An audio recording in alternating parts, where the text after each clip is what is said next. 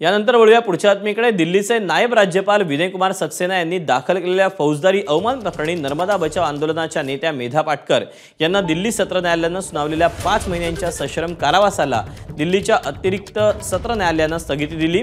नर्मदा बचाव आंदोलनाच्या विरोधात विनय कुमार सक्सेना यांनी वर्तमानपत्रात जाहिरात दिली होती। यावरून मेधा पाटकर यांनी एक निवेदन प्रसिद्ध करून यात सक्सेना यांना भित्र आणि देशभक्त नसल्याचं म्हटलं होतं। यावरून सक्सेना यांनी 2001 मध्ये अहमदाबाद सत्र न्यायालयात फौजदारी अवमान याचिका दाखल केली होती। या प्रकरणी गेल्या 24 मे रोजी दिल्ली सत्र न्यायालयाने पाटकर यांना 5 महिन्यांच्या कारावासाची शिक्षा सुनावली। अतिरिक्त सत्र न्यायाधीश विशाल सिंग यांनी पाटकर यांच्या शिक्षेला स्थगिती देत सक्सेना यांच्याकडून उत्तर मागवलं आहे।